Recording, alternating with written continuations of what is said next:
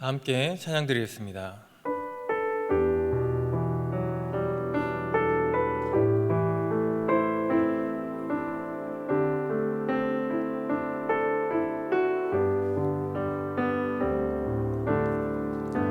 십자가 그 사랑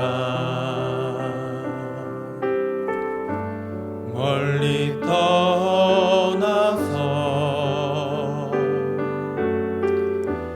무너진 나의 삶 속에 잊혀진 주 은혜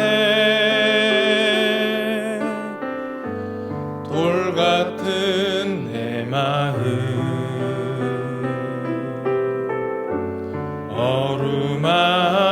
어루만지사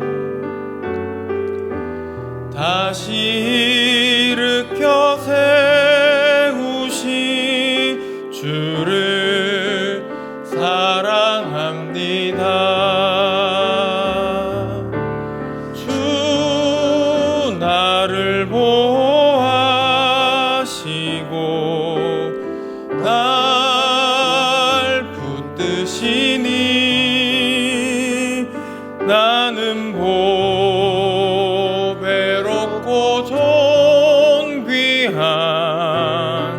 주님의 자녀라.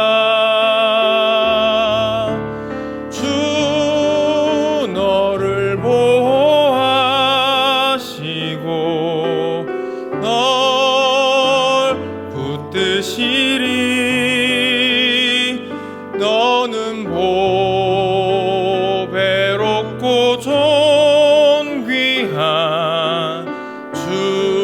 주의 자녀라. 너는 보배롭고 존귀한 주의 자녀라. 이 시간 우리 기도 제목을 보시면서 합심해서 기도하겠습니다. 하나님을 주인으로 모시고 섬기는 해를 맞아 내가 내 인생의 주인 되었던 모든 것을 회개하며 주인 삼았던 모든 것을 내려놓고 하나님을 나의 진짜 주인으로 모시고 살아가게 하옵소서. 그리고 내 인생의 참 주인이신 하나님께 모든 것을 맡기고 순종할 때 책임져 주시고 보호하시며 인도하시는 은혜를 누리며 살게 하소서. 나라와 이 시대를 지키고 교회 다음세를 지킬 수 있도록 포괄적 자격금지법과 포괄적 성교육을 막아주옵소서. 이뿐만 아니라 교회를 무너뜨리려고 하는 모든 악한 정책과 시도들이 무너지게 하시고 이르온 때에 우리 교회를 이끌고 하시는 담임 목사님을 더 강력하게 붙들어 주시고 소홀한 식을 잘 감당할 수 있는 성령의 지혜를 주시고 주신 사명을 잘 감당하고 사역에 집중할 수 있도록 모든 사단의 공격을 은혜의 물성각으로 막아 주옵소서. 특별히 건강을 지켜주시고 목사님 가정을 성령께서 평안케 하옵소서. 담임 목사님께 넘치는 영광과 강력한 영권을 부어주셔서 시대 사명을 힘있게 감당하게 하시고 다음 세대를 세운 일과 복음 통일과 열방선을 잘 감당할 수 있게 하여 주시옵소서. 사랑과 공의의 하나님 아버지, 이 하루를 우리에게 허락하여 주심을 감사합니다.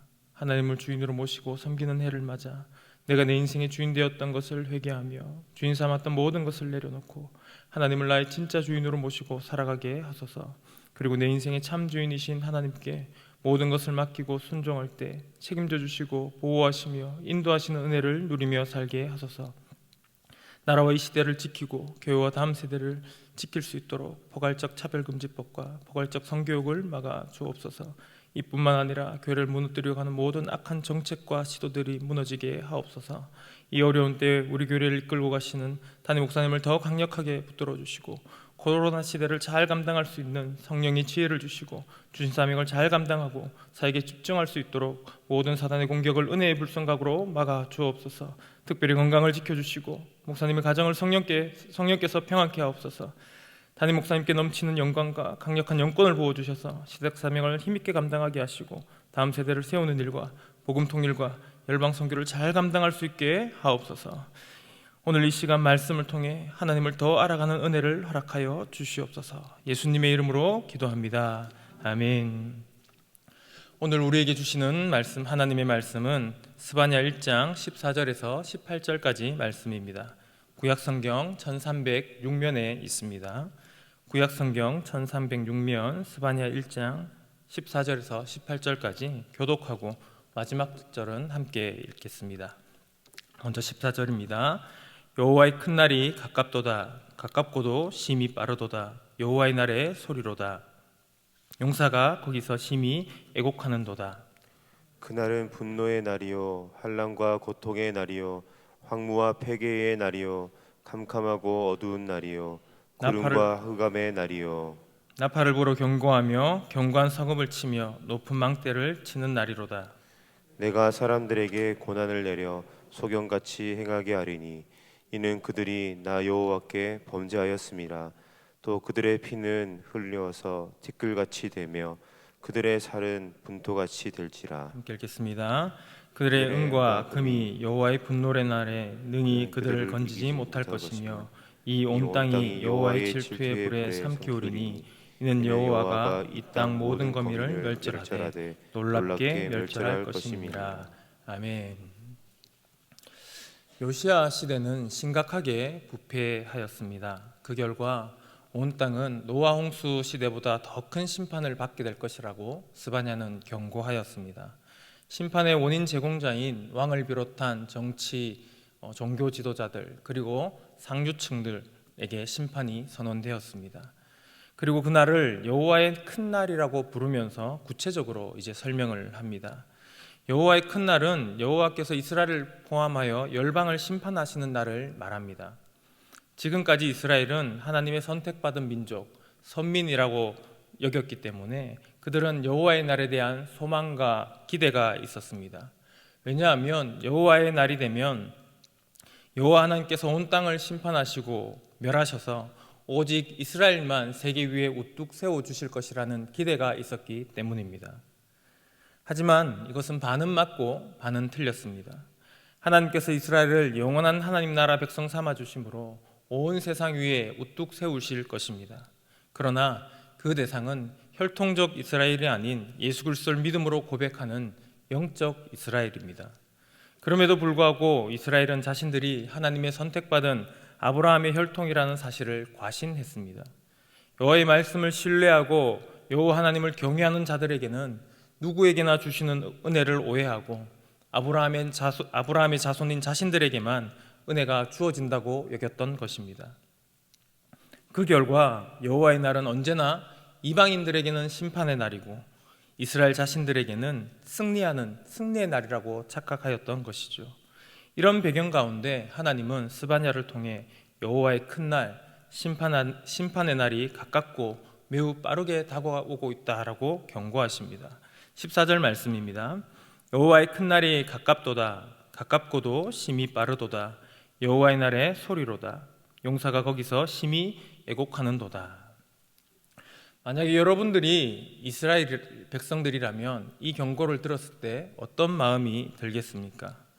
기대하고 고대하던 날이 오니 반갑고 기쁘지 않겠습니까? 이방 용사들을 파하시고 이스라엘을 높이시는 날이 지금 급히 오고 있다고 말하고 있으니 얼마나 기대가 되고 흥분이 되는 선언입니까? 반면에 이 말을 지금 전하고 있는 스바냐의 감정은 어떻겠습니까?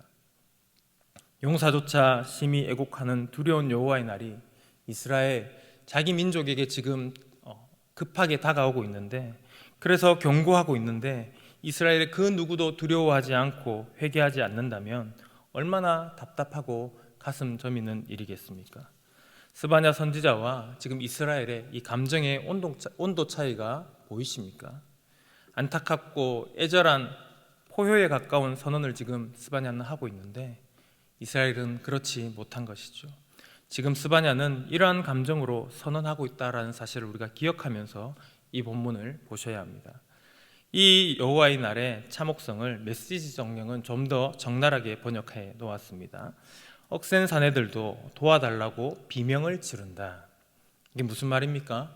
기골이 장대하고 용맹한 장수들이 겁에 질려서 이성을 잃어버리고 살려달라고 지금 바둥거리며 울부짖는다라는 말입니다. 얼마나 고통스럽고 공포스러우면 최용만이나 마동석 같은 사람들이 정신줄을 놓고 살려달라라고 지금 매달릴 수 있단 말입니까? 그날에 대해서 15절 16절에 좀 더 자세하게 설명합니다. 15절 16절을 보시면 여호와의 큰 날은 분노의 날입니다. 환난과 고통의 날입니다. 황무와 회개의 날입니다. 캄캄하고 어두운 날입니다. 구름과 흑암의 날입니다.